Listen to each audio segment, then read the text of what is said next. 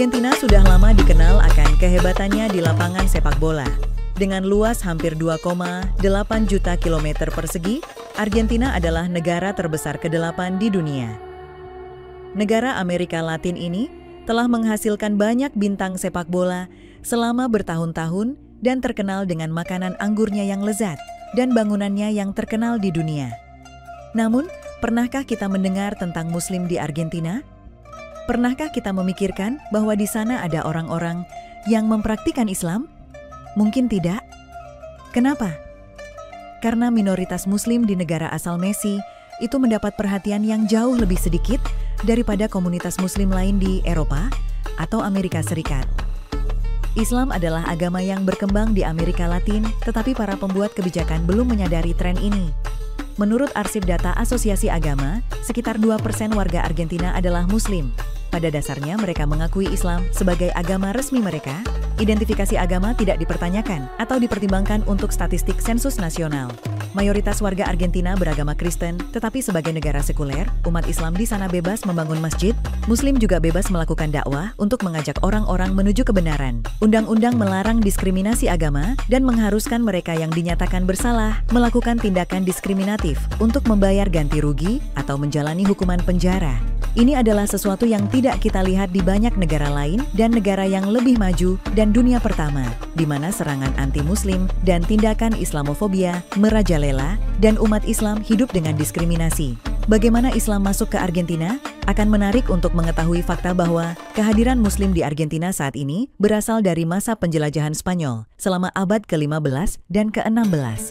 Saat para penjelajah Spanyol melakukan perjalanan ekspedisi melintasi dunia, untuk menaklukkan bangsa-bangsa dan membawa mereka di bawah monarki Spanyol, Muslim atau yang mereka sebut Moor, dari semenanjung Iberia di Afrika Utara, dan keturunan Spanyol ikut serta dengan kru ekspedisi.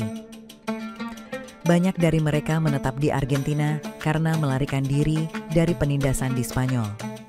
Gereja Katolik Roma dan Kerajaan Spanyol memerintahkan bangsa Moor ini untuk masuk Kristen atau menghadapi pengasingan usai Spanyol secara terbuka melarang praktik Islam pada abad ke-16. Kerajaan Spanyol dan Portugis merasa tidak aman dan takut bangsa Moor akan mendorong invasi baru dari Kekhalifahan Utsmaniyah setelah jatuhnya Konstantinopel. Jadi banyak, meskipun jumlahnya tidak jelas, Muslim yang melarikan diri dari Spanyol dan bergabung menjadi kru di ekspedisi penjelajahan. Pada abad ke-19, Argentina menyaksikan gelombang besar orang Arab keturunan Suriah dan Libanon masuk ke dalam perbatasannya. Meskipun sebagian besar orang Arab ini bukan Muslim, melainkan Arab Kristen. Dua masjid pertama Argentina dibangun pada tahun 1980-an. Masjid pertama dibangun komunitas Syiah dengan dukungan Kedubes Iran dan dibuka pada tahun 1983. 2 tahun kemudian, komunitas Muslim Sunni membangun masjid pertama dengan arsitektur Islam. Masjid Pusat Budaya dan Islam Raja Fahd yang selesai dibangun pada tahun 1996 menjadi masjid terbesar di Argentina dan di Amerika Selatan. Pembangunan masjid di tanah seluas 20.000 meter persegi itu mendapat bantuan dari Raja Fahd bin Abdul Aziz yang merupakan Raja Arab Saudi saat itu. Pusat Budaya dan Islam Raja Fahd tidak hanya berisi masjid, namun juga 2 sekolah, 1 perpustakaan, dan sebuah taman.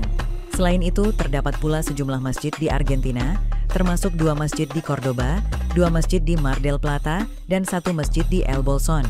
Muslim pada awalnya diabaikan oleh penduduk Argentina sampai tahun 1989 dengan terpilihnya tokoh kontroversial Carlos Menem sebagai presiden.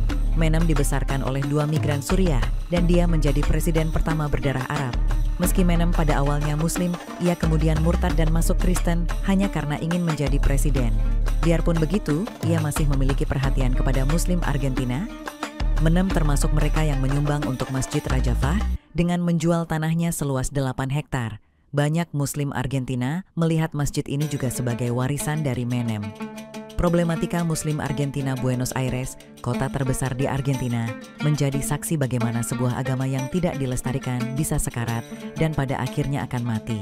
Selama abad ke-19 dan 20, sekitar setengah juta Muslim bermigrasi ke Argentina.